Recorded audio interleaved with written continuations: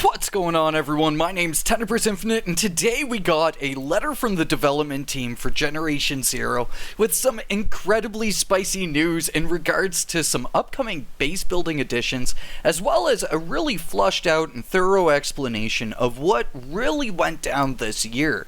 This is going to be an incredibly spicy video, my dudes, so stay tuned for everything in store. But I think first things first, we're going to talk about some of the upcoming additions, and then we'll break into some of the more detailed factors of what happened throughout the span of 2021 this year. So right out the gate here, we gotta talk about this, my dudes. We are getting new features for base building, and they look incredibly hype, and one of the things that I'm so stoked for is friggin' scaffolding, man. Praise Bjorn, I am so stoked to get scaffolding. That's going to add such an extra necessary layer to making interesting bases to fight machines from, and really interesting setups and unique new things that we could build with our bases. This is so hype, my dudes. I cannot wait to see what the team has in store for base building, from new locations to new things that we can build and new potential uses and purposes for bases. I really think that once flushed out, base building is going to be an incredible feature here in the game. But let's start reading through this letter with what the horizon looks like moving forwards into 2022 here for Generation Zero. Now that our delays are out of the way and we're on our way back to smoother developments, we can get into the juicier bits. During the course of the delay, much of the team who couldn't directly help out on resolving the ongoing issue with Xbox were hard at work looking forwards, which means we've banked quite a bit of work to kick off 2022. We've got quite a bit in store for you all, but we can't quite get into the bigger parts of that just yet. But let's just say that 2022 will hold a lot of fun new content that we are certain you will enjoy, and we can't wait to share more in the coming weeks. What we can show you for now is a bit of the extras we had planned for base building. Not only are we making some tweaks and improvements to the experience, but we're also bringing in some additional and free buildings into the mix.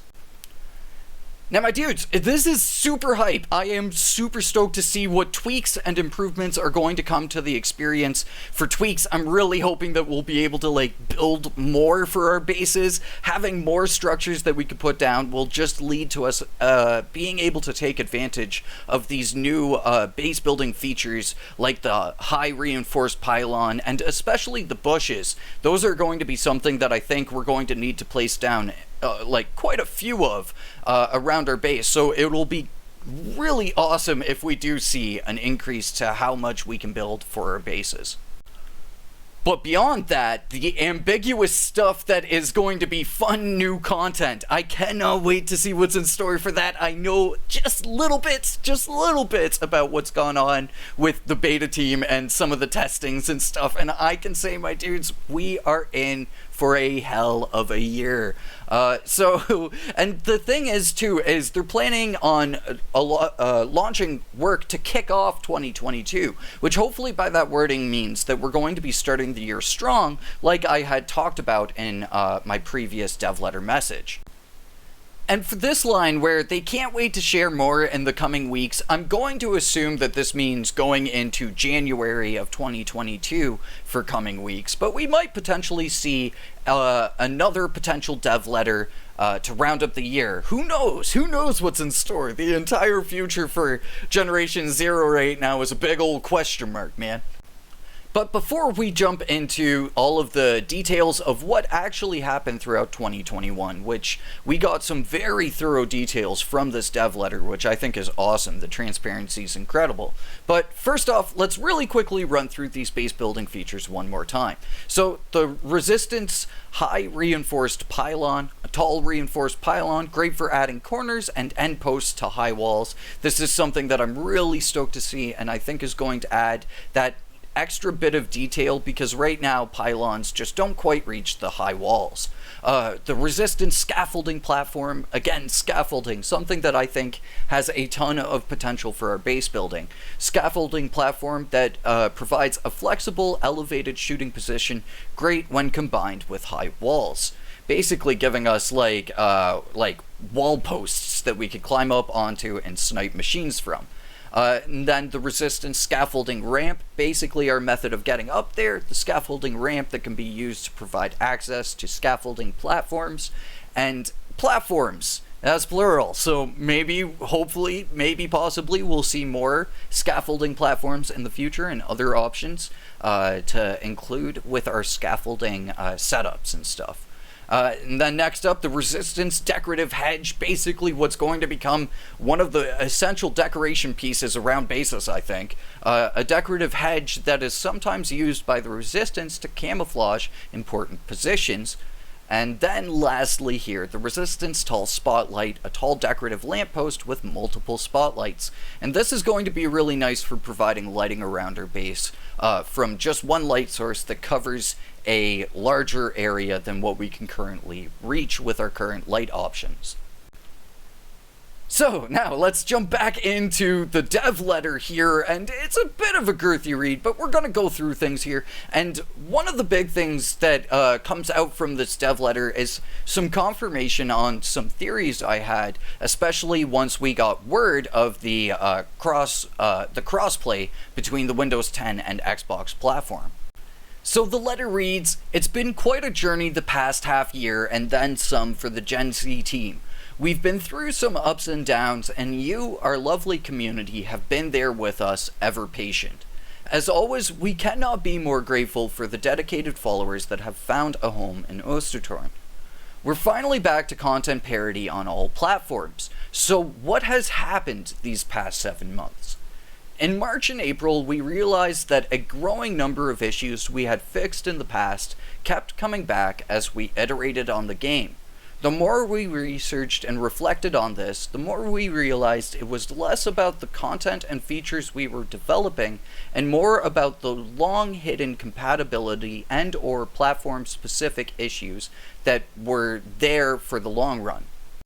Now, we as players have seen these issues rear their ugly heads through updates, whether or not it's clipping through the world and falling out of the map, or it's having enemies clip through the world and fall out of the map, having grenades and flares, etc. stick to your hand as you throw them. We've seen a number of these bugs, and I believe a lot of these bugs come from these long-stemming issues that had been there from the get-go in Generation Zero here.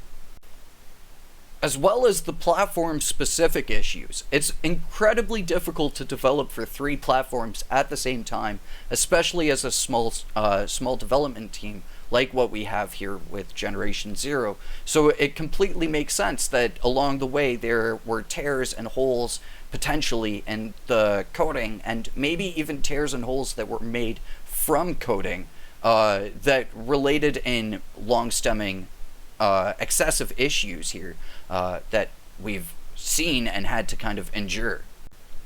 The letter goes on here saying, some of you might remember that we discussed platform and matchmaking bugs in previous letters we've published in regards to Xbox. In the end, they were still the biggest hurdles to get the Xbox update out the door for content parity, which is something we aim to maintain at the start of 2021. Unfortunately, due to production and release constraints, we had to split ship May's update to ensure something reached the community, even if it was only a part of it. We maintained the ambition to ship our updates for Generation Zero simultaneously across all platforms moving forwards. This was part of the decision to continue as we did these past months, to get back to what we tried to promise. Split shipping was a misstep on our part, and even if we made the decision based on what we felt was best for the team and the game at the time, we have walked away from this experience with a lot of learnings and areas we will try to avoid in the future. And I wholly agree here. The goal has always been to have content parity and launches on all platforms at once, so nobody's missing out. And I think if that's the goal, then that should be the goal and that should be the thing adhered to. if there's going to be split shippings or if there's going to be staggered launches or something like that, I also think that that's entirely fine for us to see as a community. And I think nobody in the community would heavily complain about it as long as it was communicated properly to us in the first place. There was an actual plan for release dates, and those planned release dates were followed and stuck to. If that does potentially maybe become the approach, I could maybe even see that being a better thing overall, ensuring more stable launches on consoles, and as well not holding pieces of the community back for content that is ready to go out the door. So let me know what you think as a Generation Zero player. What do you think about staggered launches for content? Or do you think that content parity is the best bet here for Generation Zero moving forwards? Ultimately, the decision lies with the team and what they decide to do, but I just want to know what you dudes are thinking. Now, for what happened in more detail. As many of you might have noticed, since the Xbox update has gone live November 30th, there was an additional reason that we were delayed as much as we were, and that was in preparation for our inclusion of Game Pass. Normally, this would have continued in parallel with our other developments and updates, but due to our agreed-upon deadlines, coupled with the split-shipped tech debt we incurred just months before, it created a perfect storm of conflicting priorities. We had to make a conscious choice of how to continue for the sake of continued development in regards to updates to the game, with the resources that Generation Zero currently has and is able to sustain in a healthy manner in the long term. We do have a smaller team and put focus on everyone's health. This sometimes causes lost time for our planned roadmap or missteps in development for the right reasons, we believe. And I definitely agree on that side. I am not the type of person that thinks crunch is a good thing in any workplace. Even beyond video game development, but in regards to video game development here, crunch is an unnecessary, unhealthy business practice, and it's something that I am glad is not a workplace practice over at Systemic. But as well, this also confirms the theory that I had once we had learned about the Game Pass launch as well as the crossplay, that had been a factor and a pretty big factor into why we saw so many delays for the Xbox platform up until this point. And as well, from the wording of resources and incurring debt and stuff, even though I don't have a full understanding of the scenario, I completely understand whatever is going to help keep, Systemic Reactions development alive for the long run is obviously the best financial path. And during times like COVID, that can have an impact on finances, as well as the delays and everything like that. They were probably stretched pretty thin resource-wise as we went on through the months here. So what was the main issue in more detail? Generation Zero was branched off the Apex engine over 4 years ago. This has been the version the game has run on since that happened, with some strategic improvements and feature implementations that came from our back-end and engine teams, but otherwise has been on its own path with the project team. That being said, we all know that tech never stops moving forwards. When it came time to prep the game for Game Pass's inclusion, after all that was mentioned above, we eventually realized what the issue was. For us to function on Windows 10 and implement crossplay / matchmaking properly, our engine needed to add GDK, a toolkit for our developers to plug into Microsoft and Xbox's services. Previously, our branch of the engine had only used XDK before the latest generation of consoles were released. From all the ways we tried to approach this and all the consultations we had internally and externally, even with our partners, we eventually uncovered that our branch of the Apex engine would not be compatible. That meant we had to work from the ground up to figure out how to integrate these missing components to the engine to make it run properly with the necessary requirements. basically simulating what the API for Xbox's GDK does from scratch. Well, it was somewhat straightforward. The time it took to execute was not insignificant. But once this wrapped up, we did get through certification with some minor warnings, but those were quickly addressed when resubmitted. So, that's a lot to take in, but honestly, it makes a lot of sense, and also it correlates and co-aligns with a lot of the messages that we got throughout the year that were a little bit more ambiguous as to the team being in talks with Microsoft and Xbox. We now understand specifically what they were in talks about, which was primarily the problem of the new implementation of GDK over XDK and the 4-year time gap in between Generation Zero's attempt at, Generation Zero's launch and then its attempt at launching on Windows 10, where we are here and now. Bunch of technical jargon that means basically this was a big freaking roadblock, a massive hurdle, and something that I kinda wish that we had known about a little bit sooner. I feel like we would have been able to empathize with the team a lot better if we had have had this technical jargon thrown at us. Even if you can't fully understand everything that is said here, and even if you don't understand the difference between GDK and XDK, the thing is that they were incompatible, and that is very easy to understand, and totally makes me feel for the team in a much bigger way now, because having to build that sort of stuff from scratch is probably much more complicated coding than what they were signing up for in the first place. Probably what was perceived as a simple plug-in and play kind of addition to the game became suddenly this ugly, very difficult to conquer monster in terms of Generation Zero's coding and the way it has aged throughout the years here. Now, with this work in place, hopefully this has the issue completely resolved. But I do think that this also kind of unearths an issue here with Generation Zero in terms of it moving forwards. Which is, how is Generation Zero's technology and how is the Apex engine going to age with all of these feature additions and also with the ambitions and ideals that are put into play for where Systemic is going with their video games as well, in which case crossplay is becoming a focus for the studio in their video games, now with Second Extinction and Generation Zero both having a form of crossplay in them.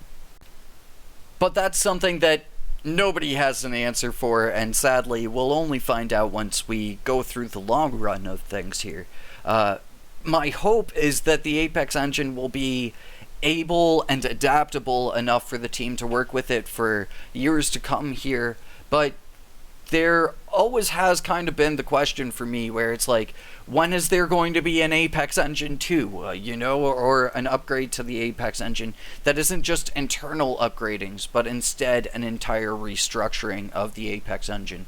A lot of studios have had to do it in past years, and Avalanche Studios has held off, I believe, from changing their Apex engine. I could be potentially wrong with upcoming games, but has held off on seriously readdressing the Apex engine and creating a brand new iteration of that engine itself. But I'm not a tech mogul or anything like that. I'm very much speaking on grounds that I have no fucking clue about. But on the other hand, I it's just questions that I've had as a gamer watching the games through the years. But let's end off this dev letter here before we close off the video. The letter signs off saying, that's all from us for this time, but with the update on Game Pass behind us, we can finally start talking more about what the future will hold, both short and long term. Until then, have fun building your bases and fighting for us to turn the Generation Zero team. So this has been a pretty long, very talky video with a ton of information in it, but I want to know, what do you dudes think about all of this stuff? Did this confirm some suspicions for you as it did for me? What do you think about some of the new upcoming base building features? As well, what do you think about some of the discussion points that we've had so far on the Apex engine and how it's going to age through the years, or Generation Zero's future and stuff? Let me know all of your thoughts and feelings in the comments down below. We have a lot to look forwards to in 2022, as well as a ton of information and news to come forwards as we get into the next coming weeks and months here. So stay tuned for everything on my channel here. Thank you so much for watching, and I will catch you all in the next one. Until then, peace.